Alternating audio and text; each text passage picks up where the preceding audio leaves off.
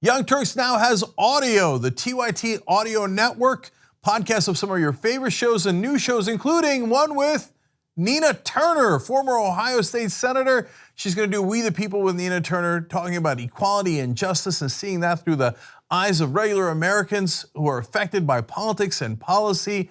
Everybody check it out at tyt.com/audio.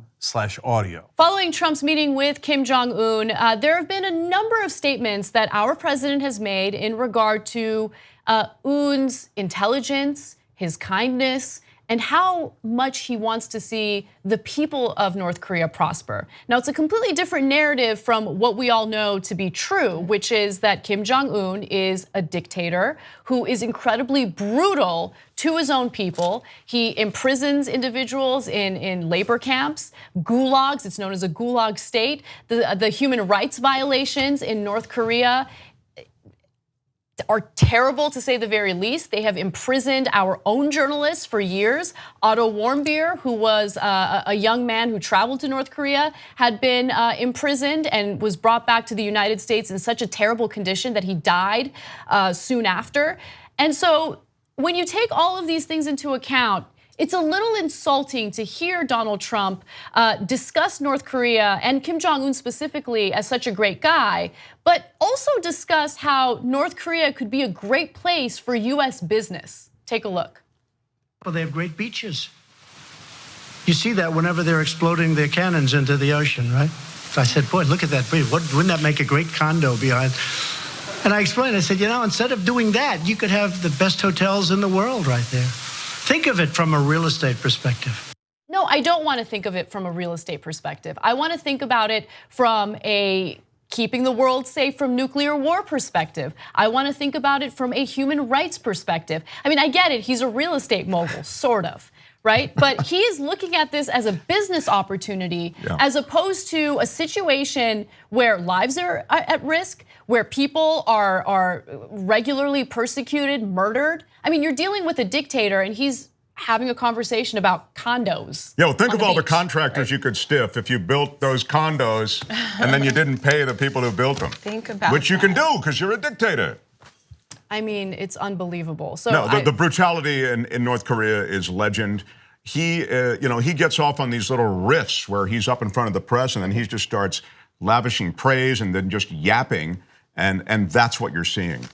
But it does reflect what's really going on in his head. I mean, But yeah, hotels, and of course, I want to think. Wait, well, which hotel is he recommending? Because we know. I mean, best though. I mean, that doesn't match. But just yesterday, we saw the reaction of Justin Trudeau, and he did none of this. Right. So Trudeau, who is our ally.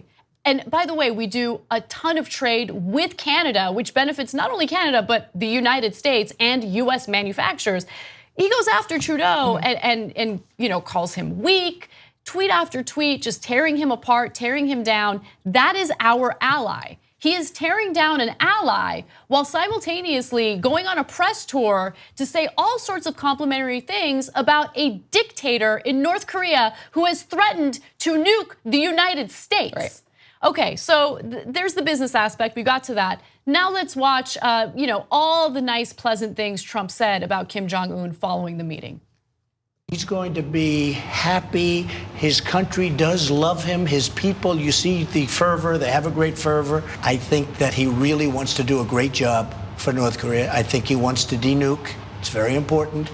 Do you believe he's changed? Well, over my lifetime, I've done a lot of deals with a lot of people, and sometimes the people that you most distrust turn out to be the most honorable ones, and the people that you do trust, they are not the honorable ones. His father made agreements with the United States and then said he was going to freeze his nuclear weapons, then backslid. Didn't keep the commitments. Right. And he talks about that. He said that, there are reasons he didn't, because he was let down by the United States. You trust him? I do trust him, yeah. He trusts me, I believe, I really do. I mean, he said openly, and he said it to a couple of reporters that were with him, that he knows that no other president ever could have done this. I mean, he knows the presidents. He knows who we had in front of me. He said no other president could have done this. I think he trusts me, and I trust him. I would love to have him at the White House, whatever it takes, and I would love to have him at the White House, and I think he'd love to be there. So So the US president has now become a tool for pro-North Korea propaganda. That is what you heard in that montage of statements from our president. I would love to invite him to the White House. He loves his people. No, he doesn't love his people. He brutalizes his people. Anyway, this is, look, again, I mean, there is that caveat, that silver lining of, okay, at least that we're more diplomatic and we're not worried about nuclear war at any moment because Trump's on Twitter talking about how his nuclear button's bigger than Kim Jong-un's. But at the same time, we can't have the US president running around spewing propaganda for Kim Jong-un, because that's essentially what's happening here. Yeah, he does speak as though he's some kind of publicist for a brutal regime. It's just crazy. I do think, and I do embrace the fact that we've gotten to this place of peace or potential peace in the weirdest way. But to in any way hold up that regime as humane or decent, or he's a guy trying to do the right thing, there's no evidence of this. I mean, we've mentioned the Gulag State, we've mentioned the brutality of the people. Well, you know he's killed his own family. You know he killed his uncle with some kind of anti-aircraft missile that he fired at the guy. These are public executions that are taking on a kind of James Bond villain quality. He's an awful guy. He's imprisoned US journalists. He's murdered American tourists. Exactly. I mean, By the way, that was one other thing that really bothered me that Trump said, which was he said about the Otto Warmbier, that he said that his death was not in vain, and he spoke to the parents, or claimed that he was speaking to the parents and said, your death and your son didn't die in vain. I thought, really, how could his death not be in vain? He came back to the United States in essentially a vegetative state, and he died soon after being returned to the United States. How is that death in any way nothing but the greatest tragedy from start to finish? Right, it was something that didn't have to happen in the first place. Exactly. And then just that, we keep talking about it, but no other president could have done this. We haven't done anything yet except hold a meeting, which of course we know could have happened over and over and over again. Yeah. It just should not have happened, which is why it didn't. I'm so glad that you mentioned that, because one thing that Trump is applauding himself for, and I'm seeing a little bit of this in the media as well, is the fact that this was a historic meeting. Right. That he is the first US president who has done this, and he makes it seem as though no other US president could have done it.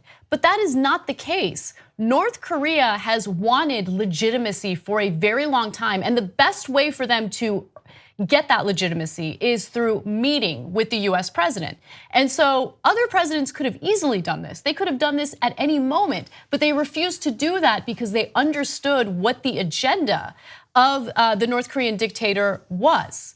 And so, look. Yeah, they didn't want to legitimize that regime. I think that's, and the other thing is that Trump, by smack-talking North Korea, is the one who put everybody on a war footing. So now we're all breathing a sigh of relief, but we were already we didn't view North Korea as this huge threat until Trump started smack-talking them. And all of a sudden, wait a minute, that wasn't part of his campaign. He didn't like the Iran deal, but he didn't say that he was going to get us into a war with North Korea. And then all of a sudden, now we're all like, oh my God, thank God, everything's peaceful.